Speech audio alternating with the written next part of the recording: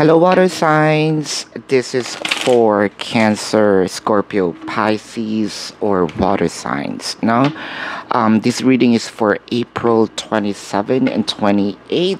Ayan, naku, malapit na pala, no, matapos ang month.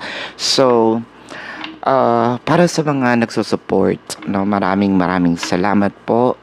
I truly appreciate you. Para po dun sa mga bago, nakaka-discover pa lang ng channel, please do click the subscribe button, smash the like button, comment below, no, sa inyo pong yes or no question. And yes, sumasagot na po ako ng yes or no, as long as yung format yes or no. At kwentuhan nyo naman ako sa comment section, no. So, water signs, dun sa mga bago, no, please click the notification bell para ma-notify kayo every time na nagre-release tayo ng bagong video, no. Kung gusto nyo pong sumali sa ating live session, sa kabilang channel po yun, Babaylan TV. So, simulan na natin. Water signs. Water signs. Bakit pakiramdam natin dito? The more na tumatagal yung pag-aantay, no, the more na nawawala yung ating emosyon dun sa tao. No, parang nawawalan tayo ng amor, nawawalan tayo ng hindi na ganun ka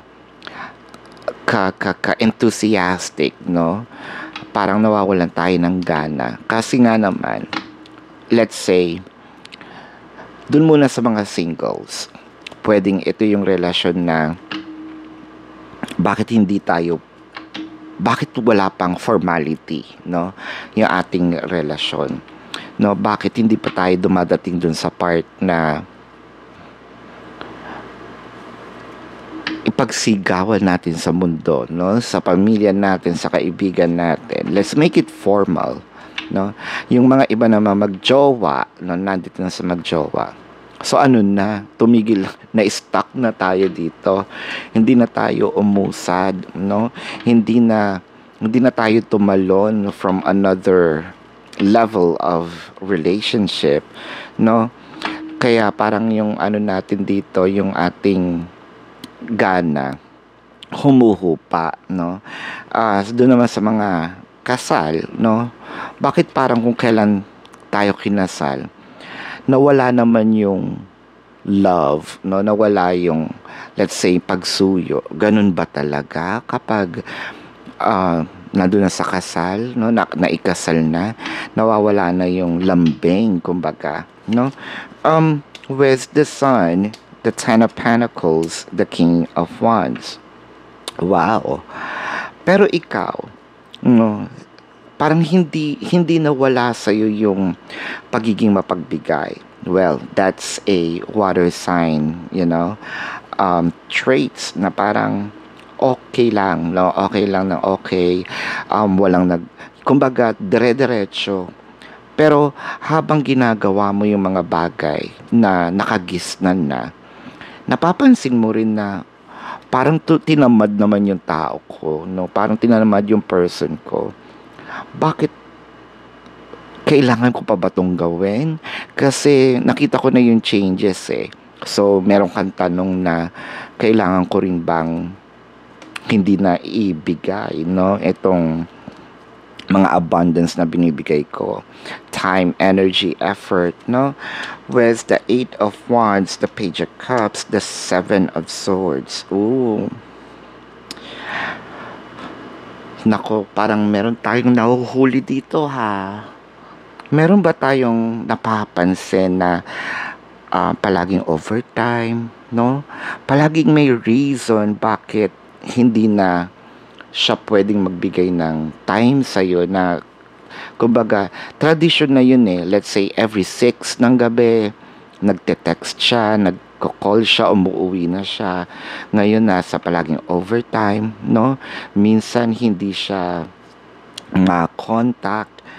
Anong meron? Kasi ang nakikita ko dito with the Seven of Swords, parang meron kang kutob. Iba pa naman pag kinutuban ang water signs, no? Kasi they are very emotional.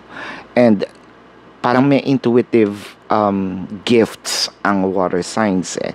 So parang kinukutuban ka na naglolo ko ba to?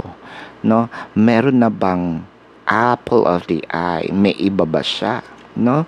With the 5 of Pentacles, the 7 of Cups, the 2 of Cups. Ito yung nag-aantay ka.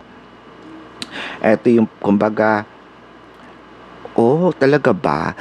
Kasi hindi lang ito yung first time nangyaring kutuban ka? Ha? Feeling ko nagkaaway na kayo nito, no? Nagkaroon na ng separations, whether it is physical or energetic, because of, we don't wanna call it third party yet, no? Pwedeng yung iba, sige, third party, pero yung, for the most numbers of you, yung kumbaga, uy, may kausap, may kalandian, no? So, selos. And it's not just because of selos, kasi meron kang nakikita, di ba? So, bumabalik ba siya sa dati? With the 7 of Wands, the 6 of Wands, the 2 of Pentacles. So, ngayon, nakikita ko dito, meron part na parang nagiging Detective Conan tayo. Yung iba gumagawa ng journal, no? By this time, ganyan, ganyan, ganyan. Tapos, ipapasa mo ito, no? Ipapakita mo na, nasan ka? Kasi yung mga time na yung iba pa tumatawag sa kaibigan siguro, no? So someone wants to prove something, no? Na hindi ito yung usually nangyayari sa person ko. Feeling ko yung iba dito baka nga, let's say, tinitrace, no, yung whereabouts, or tinitignan yung mga dating naging third party, sabihin na natin, no? Meron pa ba silang contact, ano? Kasi may kutob ni with the 8 of Pentacles, the World card, the High Priestess. Kasi ang High Priestess dito is more of the water signs, no? Na parang ito nga yung kutob, ito yung parang gift of intuitive gift. So you have to work on this kasi nakikita mo talaga yung pagbabago. For a few numbers of you, wala naman with the World card. Pero yung small percentage ng water signs, nakikita ko dito na parang this is the last straw. No?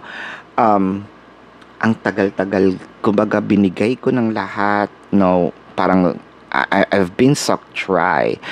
Kung pwede mong sabihin sa person mo, alam mo, El Nino na yung puso ko, no? Kasi napiga mo ng lahat, no? With the emotional loss in here.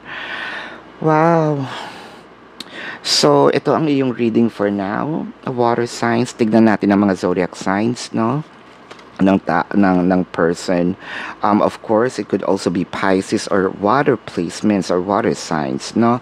I'm seeing also Leo, Sagittarius, no? What else? Leo, Sagittarius, and partly Taurus, no? Yan ang mga zodiac signs na nakikita ko. So again, sa mga bumabalik po, maraming salamat. Sa mga bago po, don't forget to click the notification bell, click the subscribe button, comment below kung kayo nakaka-resonate. Sumasagot po ako ng yes or no.